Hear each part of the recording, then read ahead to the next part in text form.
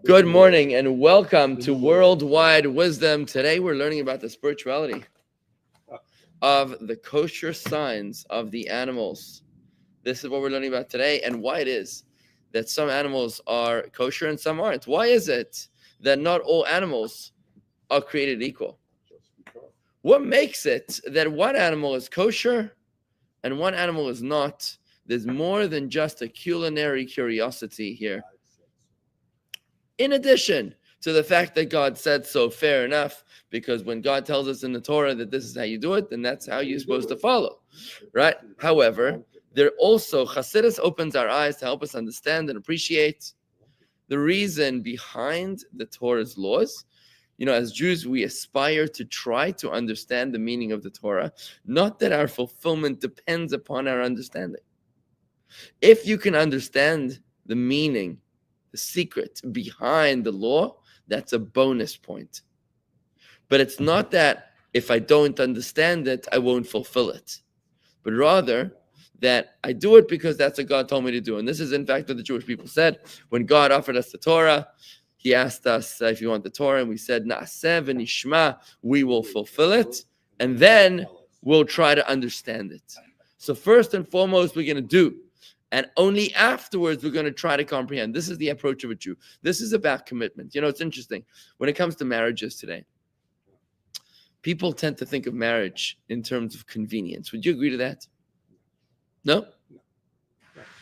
Oh, marriage is just plain inconvenient? Not that it's convenience. It's you're marrying someone because you want to spend your life with them. Because it's convenient. Because they make you feel comfortable. They make you feel good. You love them.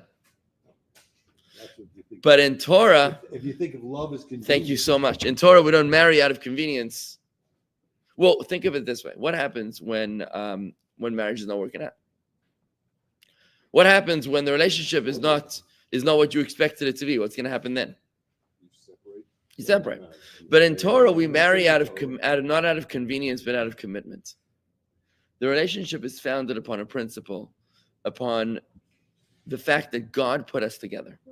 That we are two halves of one soul that have been designated for each other. We're supposed to be there for each other. And in fact, if you want to be able to reach your highest truth, it's going to happen by facing your spouse. You know, when King Solomon tells us, as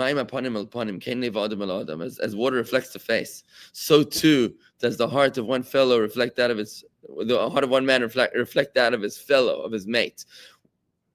An interesting interpretation of this verse is that if you want to experience a reflection of your own heart, look into your spouse. Right? If you want to experience your own authenticity, then look into your spouse, because your spouse is going to push your buttons. Your spouse is going to provoke you, is going to force you out of your comfort zones to be able to discover your deeper truth, right? So this is the secret of Jewish marriage, which is not out of convenience, but a relationship rather out of commitment. And that is why the way that the Jewish people forged the relationship with God at the very beginning. When God asked the other nations if they want the Torah, each one of them asked a question out of convenience. Well, what does it say? That was what they asked the other nations. Well, what does it say in the Torah? Before I commit. Exactly, before I commit to it. And any normal person would do that. You know, if I offered you a contract and I said, would you mind signing here? You'd probably ask me, well, what does it say? What am I signing? Right? If you were Hashem, I wouldn't ask. So if you're Hashem, it depends who's asking, right? If it's some guy with a heavy cloak on a street in Manhattan that's asking you to sign a deal, maybe not, right? Probably not, right? But if it's God Almighty, if it's your own spouse, if there's trust, if there's commitment, then of course I'll do it, right? So this is the difference between the relationship of the other nations and the Jews. The other nations were offered the Torah by God, and they all asked, well, what does it say? And then when God told them, they said, no, thank you.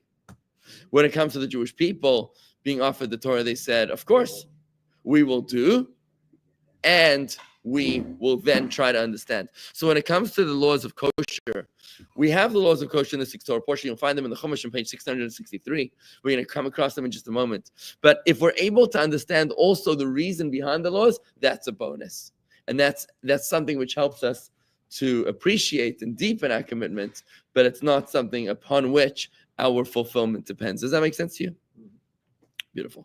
So let's see what it says here in the Torah, in the 6th Torah portion. Kosher, I always thought was just cooked. Now there's no.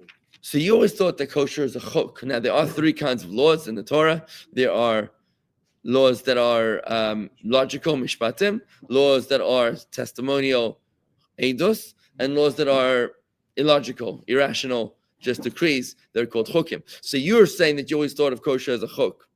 Interesting. You know, a lot of people say that kosher is a healthy diet. You know, there's a new grocer that's opening here in Palm Beach Gardens. It's called Plum Grocer or something. Plum something. And I was reading about this Plum, where what they do is that they offer all sorts of healthy diets, organic foods. Amongst them are kosher foods. I'm not sure how much kosher. They're going to be opening up on PGA corner, like US 1, I think. But what they seem to classify kosher as some sort of a healthy diet, which is nice. I guess it's good for business for us to say that kosher is a healthy diet, but it's not actually the reason why we keep kosher. If somebody was to discover tomorrow while eating meat and milk is actually a good thing for you, we're not going to say, okay, then we're going to change. We don't do it that way. We do it because that's what God said. We do it because it's a chok. If we can also understand matoiv manoim, how much better that is, it makes it even more sweet. But it's not something upon which our commitment, our fulfillment depends. Right. So let's look at the verse on page 663. It's really 661 at the bottom of the page. No, it's not. 663 at the bottom of the page. God spoke to Moshe, instructing him to convey his words to Aaron. Speak to the 2 of you, to the Israelites, saying, the following are the creatures that you may eat. As Moses and in turn Aaron, his sons, and the princes mentioned specific animals, he showed them specimens of each. Can you imagine? Moses had a whole zoo going on. Yeah, he was showing them all the animals, right? Among all the land animals, page 665, any whose feet are not only partially cloven, but completely split into at least 2 sub-feet, and that regurgitates its cud. So these are the signs of the kosher animals. It's got to have a split hoof, and it's got to be able to ruminate, to regurgitate its cud. The prohibition against eating animals that do not meet these requirements, couched later as a restrictive commandment, is here also subject to an active commandment. You must only eat such animals. Okay, whatever. But next verse, but those animals that regurgitate the cud or have split feet. But of the animals that do regurgitate the cud and split feet, you must not eat the camel because it has only one sign. It ruminates, but doesn't have completely cloven hoof. The hyrax, the hare, and the pig, all of them have one sign and not the other. Okay? So Chassidus comes in and explains to us the secret behind, or the spirituality behind the reasons for the kosher animals. For starters, the Rebbe points out that you got to have a hoof. Hoof. What's a hoof? Well, first, before that, even 1 second. What is the sensitivity about food? It's very interesting that Jewish people were sensitive about the food that they eat about 3,000 years before the rest of the world was. You know, whilst the rest of the world was eating whatever they wanted, Jewish people were very, very careful about what food we've been eating since the dawn of our nation, which is very interesting because we've always intuitively understood that we are what we eat, that the food becomes part and parcel of our bodies, and therefore, in the words of Nachmanides, the Ramban, we actually assume the characteristics of the animals that we eat. That's what Nachmanides says, spiritually speaking. Which means if you eat tame animals, you're able to remain tame. But if you're eating wild animals or predatory animals, then you become a wilde chaya. That's exactly what Nachmanides is saying. And that's the reason why we need to be so careful, so meticulous of the foods that we eat. It's not like, who's going to notice? No, this could destroy your marriage. This could destroy your relationship with your children. If you eat an animal which is a bird of prey, we haven't spoken about birds yet, but a predatory animal, then you might just become that attribute which will destroy your relationships. What are the signs of the kosher animals? We've said there's two signs. It's got to have a hoof that's split, and it's got to be able to ruminate. So what's the significance of the hoof? The Rebbe points out that instead of the animal walking on the face of the earth, even its lowest extremity, its foot, its paw, it's not a paw, it's a foot, right, is separated from the ground, which means even an animal whose head is pretty low comparative to the human being, the animal is horizontal, the human being is vertical, even the animal needs to have some sort of a mechitza, a separation, a divider, separating between the animal and the earth in order to be able to remain pure.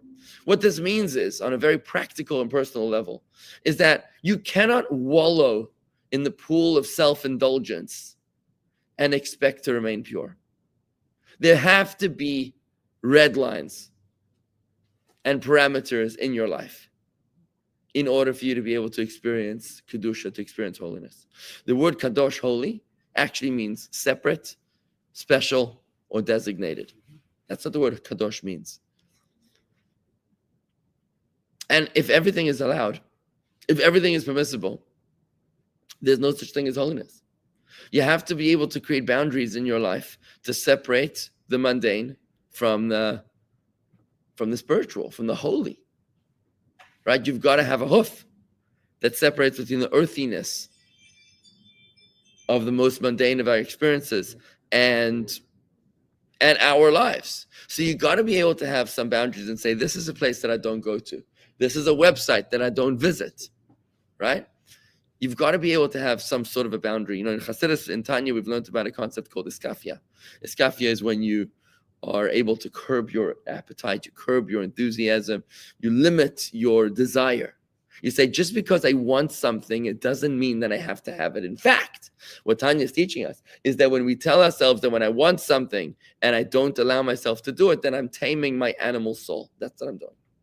But if you say that whatever I desire, I'm going to have, you're giving free rein to your animal soul, and you're allowing your animal soul to run amok. That's why you've got to restrain your animal. Same with your car. With your car, you're careful to service it and to take care of it in a certain way. And you don't gun the, you don't put the pedal to the metal. You don't just go at the top speed just because it can. You make sure to be careful with your car. Right? If you have an animal, you want to keep it on a leash. Not at that. If you have an animal, you want to keep it on a leash. Right? You want to keep it limited. You want to keep it restricted, restrained. Now, when you do this separation, it's important to do it in a way that it's split, that the hoof is split, where that portion of your life, which connects you to the earth, which is the hoof, has got to be split into two parts. Which means when a Jew engages with physical matters, it's got to be in a way which has two energies at play. Where a part of you, it's like Reagan said, trust but verify. Trust but verify, which means that you don't say, okay, well, now I'm in eating mode, therefore I'm going to eat like a pig. No. You say, I'm going to eat because I have to eat.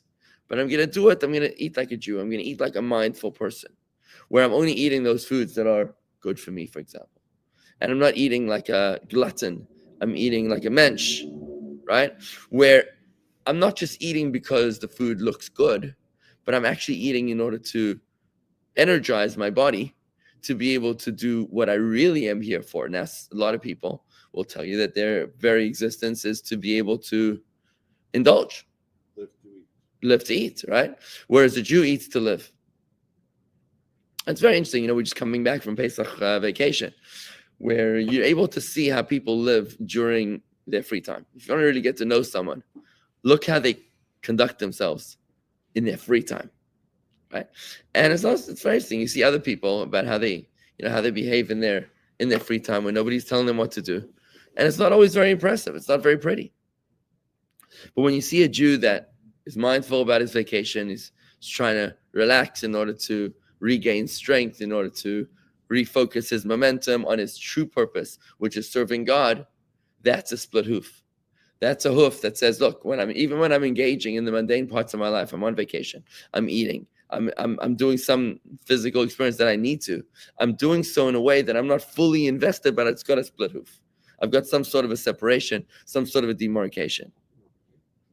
Now, the second sign of the kosher animal is ruminating, right? What is that in spiritual service? What that represents is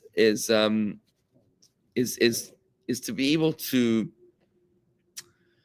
constantly challenge yourself, to constantly question yourself about whether what you're doing is the right thing, and to ask yourself to think things over, to walk on sure footing, to put one foot in front of the other carefully, to make sure that your steps are measured in order to ensure that your actions are pure.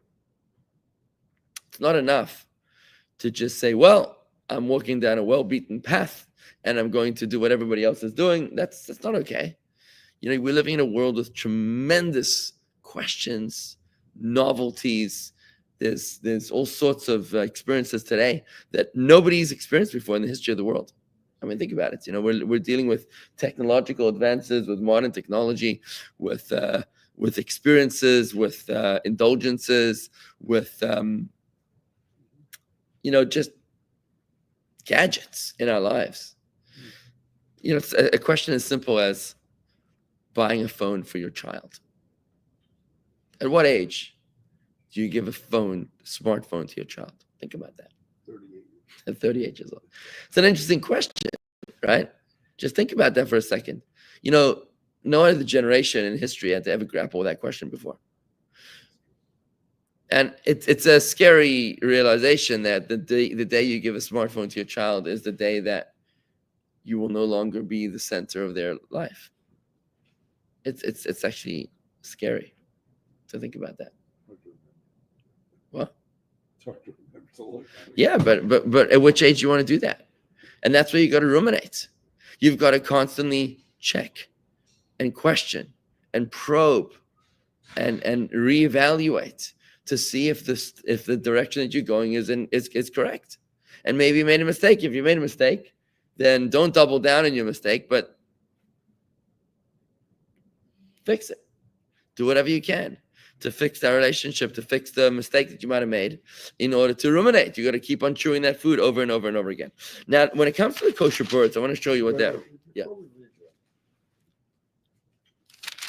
So there are 4 animals that are identified here that have one but not the other. Is it correct?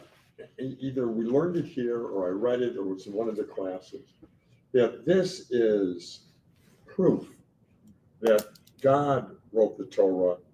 It could not have been man. Right, because there were no other animals in the world. Because no other animals have been found.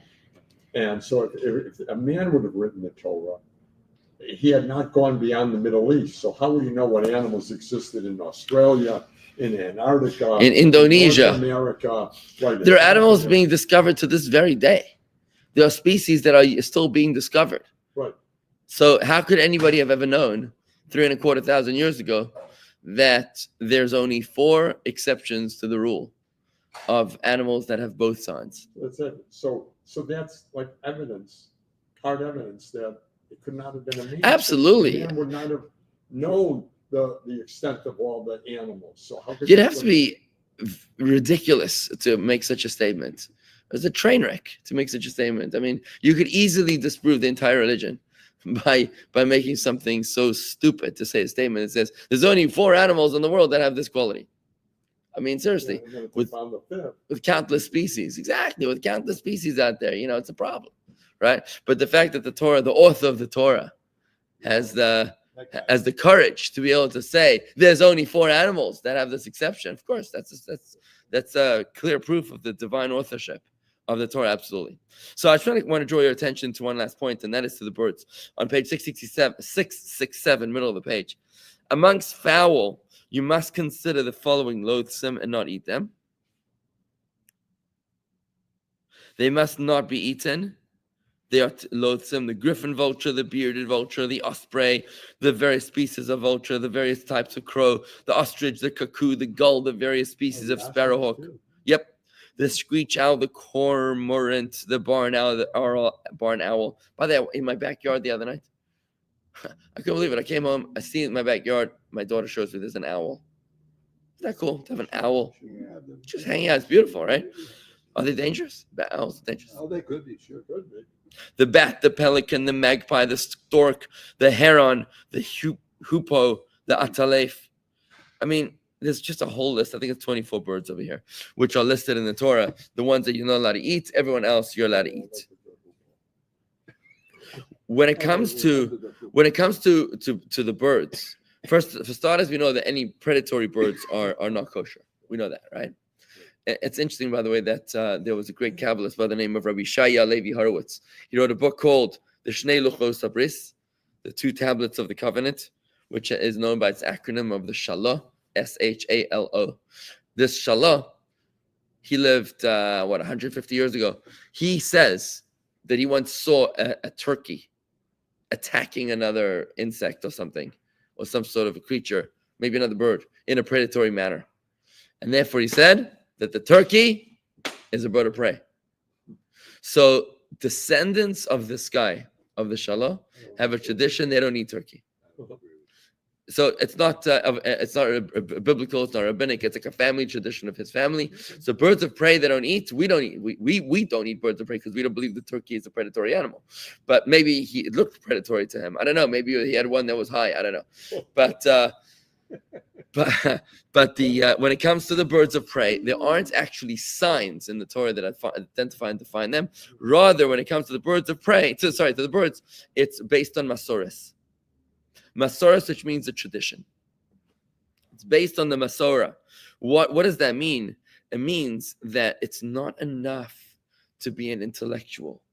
It's not enough to be a person that works on himself. You need to be connected to those people who came before you. You need to be connected to your tradition, to your heritage, and to your legacy, because without the Masorah, there'd be no way, without the tradition, there'd be no way intellectually to be able to independently evaluate which are the kosher animals and which are not. I mean, even here, one of the birds in this translation is not even translated. It's called the atalef, which is a direct translation of the Hebrew. So what exactly is an atalef? Now in Hebrew, today, modern Hebrew, the word atalef means a bat. The bats aren't birds. I don't know, but if the bat is in this list already. The bat is already in the list. I don't know, maybe it's talking about flying creatures. Oh, it's a rodent. The bat is a rodent. It's a rodent with wings. Yeah. Interesting. That is interesting. Huh. Fascinating. Okay. Either way, even here, the atalef, you don't even know what it is. It's not even translated, right? So from here we learn the importance of the Masorah, the importance of our commitment to our tradition, to those who came before us. It's interesting, you know. I was in Panama, right, for Pesach, and we were trying to arrange a transportation back from where we were to the airport, and we were a large group of people. We were, I don't know, maybe 35 people or so. So what happened? The guy in charge, he told us to send him a text message because it was too complicated. Send him a text message where it'll all be clear. Fine. So we sent him a text message. And after we sent the text message, I said to my family, I said, now I'm going to go over to him to give him the oral Torah version of what I explained to him. Because, you know, we needed a bus and a car and a truck for the luggage. It was like a whole procedure, right? I said, it's not enough that he's getting the written version. He's going to need an oral context to make sure that he understands what we're talking about. Because how often does it happen that by just merely having a manuscript, you can easily misinterpret the context? You're like, oh, you meant that kind of a bus. I thought you were talking about a school bus. I didn't realize you were talking about a coach bus, right? You're talking about a bus with the luggage underneath. You're talking about a bus with air conditioning, without air conditioning. The bus is going to make these kind of stops. It's not going to make these kind of stops. Not everything can be put into writing. And that's why it's important. I actually thought of it at the moment that I wanted to share, that it's not enough to have a written document. Any written document that's going to be conveyed, that's going to convey the true spirit of what was intended, needs to have an oral accompaniment. And that's why you have the written Torah together with the oral Torah. That's why you need the Masorah. You need a rabbi who got a rabbi that goes all the way back to Moses and Mount Sinai, who passes on the oral tradition for us to be able to say that I understand which are the words that are kosher. If you're going to be able to experience a life that is kosher, if you're going to be able to experience a life in which you are spiritually uplifted and that you're connecting with the divine, that you're tuning, that you're logging off and tuning in, right? If you're going to be able to live a life that is spiritually connected, then that's going to require your ability to have a mentor, to have a rabbi that's going to be able to lift you up and carry you through the tradition of our ancient past.